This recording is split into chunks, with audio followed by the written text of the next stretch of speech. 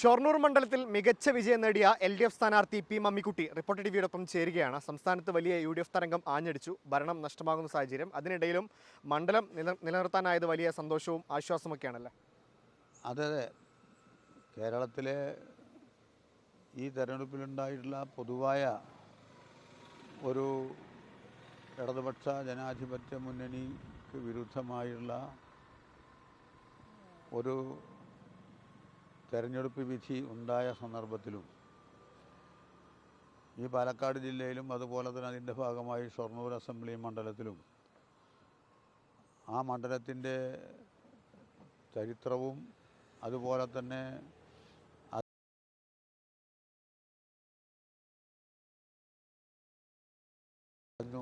എന്ന ഒരു സന്തോഷത്തിൽ തന്നെയാണ് പൊതുവായി ഇടതുപക്ഷ മുന്നണി വിരുദ്ധമായിട്ടുള്ള ഒരു രാഷ്ട്രീയമായ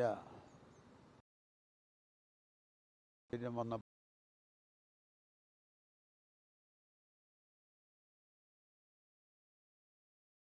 സന്തോഷം രേഖപ്പെടുത്തുകയാണ്. മുന്നണിയുടെ പ്രതിനിധി എന്ന നിലയിൽ ഈ മണ്ഡലത്തിന് വേണ്ടി നടത്തിയ പൊതുവായ വികസന പ്രവർത്തനത്തിൻ്റെയും ജനങ്ങളുടെ ക്ഷേമത്തിനും അതുപോലെ തന്നെ അവരുടെ താല്പര്യത്തിനും വേണ്ടി നടത്തിയ പ്രവർത്തനത്തിനും കൂടിയുള്ള ഒരു അംഗീകാരമായിട്ടാണ് ഞാൻ ഇതിനെ കാണുന്നത് എന്നർത്ഥം.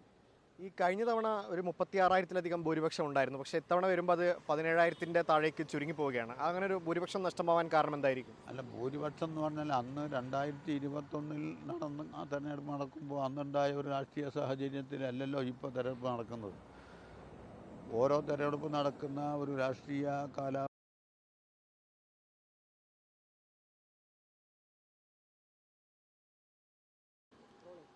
ഷൊർണൂർ മണ്ഡലത്തിൽ മികച്ച വിജയം നേടിയ LDF സ്ഥാനാർത്ഥി പി മമ്മിക്കുട്ടി റിപ്പോർട്ടർ ടിവിയോടൊപ്പം ചേരുകയാണ്. സംസ്ഥാനത്ത് വലിയ UDF തരംഗം ആഞ്ഞടിച്ചു. ഭരണം നഷ്ടമാകുന്ന സാഹചര്യം. അതിനിടയിലും മണ്ഡലം നിലനിർത്താനായത് വലിയ സന്തോഷവും ആശ്വാസമൊക്കെയാണല്ലേ? അതെ, കേരളത്തിലെ ഈ തെരഞ്ഞെടുപ്പിലുണ്ടായിട്ടുള്ള പൊതുവായ ഒരു ഇടതുപക്ഷ ജനാധിപത്യ മുന്നണിക്ക് വിരുദ്ധമായുള്ള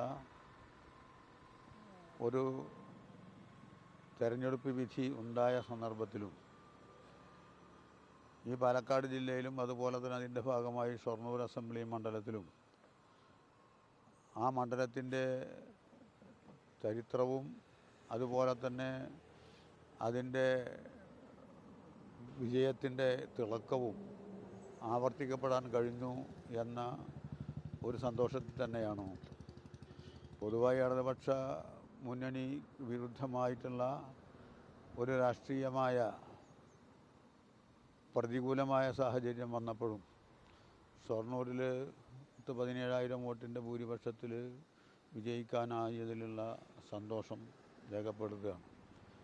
കഴിഞ്ഞ 5 കൊല്ലക്കാലം ഇടതുപക്ഷ മുന്നണിയുടെ പ്രതിനിധി എന്ന നിലയിൽ ഈ മണ്ഡലത്തിന് വേണ്ടി നടത്തിയ പൊതുവായ വികസന പ്രവർത്തനത്തിൻ്റെയും ജനങ്ങളുടെ ക്ഷേമത്തിനും അതുപോലെ തന്നെ അവരുടെ താല്പര്യത്തിനും വേണ്ടി നടത്തിയ പ്രവർത്തനത്തിനും കൂടിയുള്ള ഒരു അംഗീകാരമായിട്ടാണ് ഞാൻ ഇതിനെ കാണുന്നത് എന്നർത്ഥം.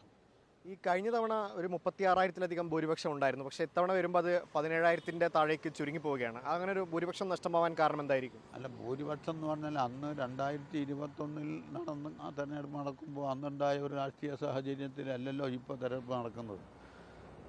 ഓരോ തെരഞ്ഞെടുപ്പ് നടക്കുന്ന ഒരു രാഷ്ട്രീയ കാലാവസ്ഥയുടെയും പരിതസ്ഥിതിയുടെയും പ്രതികൂലമായോ അല്ലെങ്കിൽ അനുകൂലമായോ അവസ്ഥ തെരഞ്ഞെടുപ്പിൽ വോട്ടിങ്ങിൽ പ്രതിഫലിക്കും.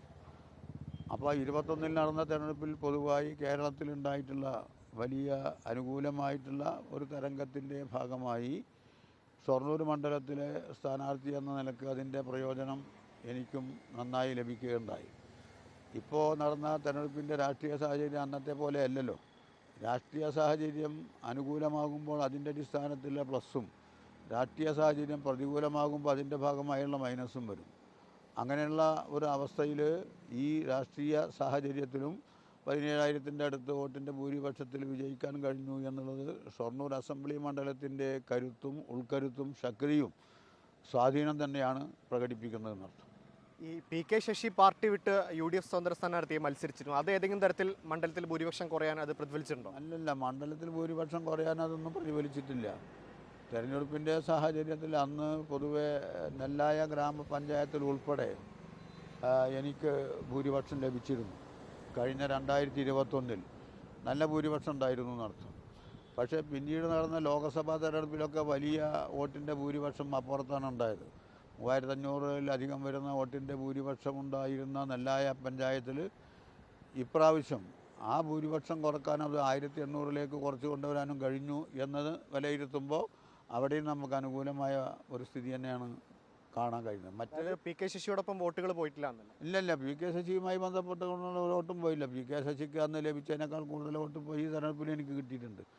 70,000-ലധികം വോട്ട് കിട്ടിയിട്ടുണ്ട്. അദ്ദേഹത്തിന് കിട്ടിയ വോട്ട് 70,000-65,000 അത്രേ വോട്ടുള്ളൂ. അപ്പോൾ അതൊന്നും ഇതിനൊന്നും ബാധിച്ചിട്ടില്ല അർത്ഥം. പൊതു രാഷ്ട്രീയ സാഹചര്യത്തിൻ്റെ ഭാഗമായിട്ടുള്ള പ്ലസ് അല്ലെങ്കിൽ മൈനസ് ആ നിലയിൽ കണക്കാക്കുമ്പോൾ അന്ന് നല്ല പ്ലസ് ആയിരുന്നു 21-ലുണ്ടായിരുന്നത്. അതുകൊണ്ടാണ് നമ്മളല്ല UDFകാരും ഇവരാരും പ്രതീക്ഷിക്കാത്ത വിധത്തിലുള്ള ഭൂരിപക്ഷമാണല്ലോ ലഭിച്ചത്. അന്ന് ആ ഭൂരിപക്ഷം ലഭിക്കുന്നതിന് കാരണം മറുഭാഗത്തുണ്ടായിരുന്ന UDFിലെ തന്നെ ആയിരക്കണക്കായ വോട്ട് എനിക്ക് കിട്ടിയിട്ടുണ്ട്. ഇപ്രാവശ്യം ആ വോട്ട് കോൺഗ്രസിൻ്റെ കാൻഡിഡേറ്റിനും തിരിച്ചുപോയി. അതേസമയത്ത് BJPയുടെ വോട്ട് കുറയുകയും ചെയ്തു. ഈ സംസ്ഥാനത്ത് ഭരണമാറ്റം ഉണ്ടായ ഒരു സാഹചര്യത്തെ എങ്ങനെ കാണുന്നു? ഒരു ഭരണവിരുദ്ധ വികാരം ഉണ്ടായി എന്ന് പറയാൻ പറ്റുമോ?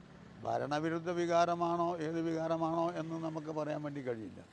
ജനങ്ങൾക്ക് ഈ 5 കൊല്ലം അല്ലെങ്കിൽ 10 കൊല്ലത്തെ ഭരണത്തിൻ്റെ ഒരു അനുഭവം അറിയുന്ന ആളുകൾ അതുമായൊക്കെ ബന്ധപ്പെട്ടുകൊണ്ടുള്ള കാര്യങ്ങൾ വേണ്ടത്ര വിലയിരുത്തപ്പെട്ടിട്ടുണ്ടോ എന്ന കാര്യം സംശയമാണ്. നൈമിഷികമായിട്ടുള്ള ചില വികാരപ്രകടനങ്ങളുടെ കൂടി പ്രതിഫലനമാണ് ഈ തെരഞ്ഞെടുപ്പിലെ UDFിൻ്റെ വിജയമെന്നാണ് പ്രതീക്ഷിക്കുന്നതെന്നർത്ഥം. അതായത് ഒരു അനർഹമായ വിജയമെന്നാണ് സ്വരാജ് പറഞ്ഞത്. അത്തരത്തിലാണോ, അതല്ലെങ്കിൽ പാർട്ടി ഏതെങ്കിലും തിരുത്തലുകളിലേക്ക് പോകേണ്ട ഒരു സാഹചര്യമുണ്ടോ? അല്ല, പാർട്ടി തിരുത്തേണ്ട കാര്യങ്ങളെ സംബന്ധിച്ച് പാർട്ടിയും മുന്നണിയും അതൊക്കെ സംസ്ഥാന നേതൃത്വം ആലോചിച്ച് ചർച്ച ചെയ്യുകയും തിരുത്തേണ്ട കാര്യമുണ്ടെങ്കിൽ തിരുത്തുകയും ചെയ്യും. അതിനൊന്നും യാതൊരു മടിയും ഉള്ള പ്രസ്ഥാനമല്ലല്ലോ ഇടതുപക്ഷ കമ്മ്യൂണിസ്റ്റ് പ്രസ്ഥാനം. കേരള സംസ്ഥാന നിയമസഭയുടെ ചരിത്രമെടുത്ത് പരിശോധിച്ചാൽ 9 അംഗങ്ങളുടെ പ്രതിപക്ഷ നേതാവായിട്ട് ബഹുമാന്യനായ കരുണാകരൻ ഇരുന്നിട്ടുണ്ട് കേരള നിയമസഭയിലെ. 9 അംഗങ്ങൾ. മനസ്സിലായില്ലേ? ഞങ്ങളിപ്പോൾ ആ രീതിയിലൊന്നും കുറഞ്ഞില്ല. 35 പേര് ഇപ്പോഴും ഉണ്ടെന്നർത്ഥം. വേണ്ട തിരുത്തലുകൾ വേണമെങ്കിൽ വരുത്താം. അതെ, തിരുത്തലുകൾ വേണമെന്ന് സംബന്ധിച്ച് ആലോചിക്കുകയാണ്. ജനങ്ങൾ അങ്ങനെ ആഗ്രഹിക്കുന്നുണ്ടെങ്കിൽ ജനങ്ങളുടെ അഭിപ്രായങ്ങൾ കൂടി കേട്ട് തിരുത്തൽ നടപടി സ്വീകരിച്ച് കൂടുതൽ ജനസേവനം നടത്തി ജനങ്ങൾക്കിടയിൽ ഞങ്ങൾ പ്രവർത്തിച്ച് ഞങ്ങളുടെ പ്രസ്ഥാനത്തിൻ്റെയും അതുപോലെ തന്നെ മുന്നണിയുടെയും ഒക്കെ തന്നെ എന്താ പറയുക സ്വാധീനവും ശക്തിയും വർദ്ധിപ്പിക്കുന്നതിന് വേണ്ടിയുള്ള പ്രവർത്തനം ഞങ്ങൾ ആരംഭിക്കുക തന്നെ ചെയ്യും.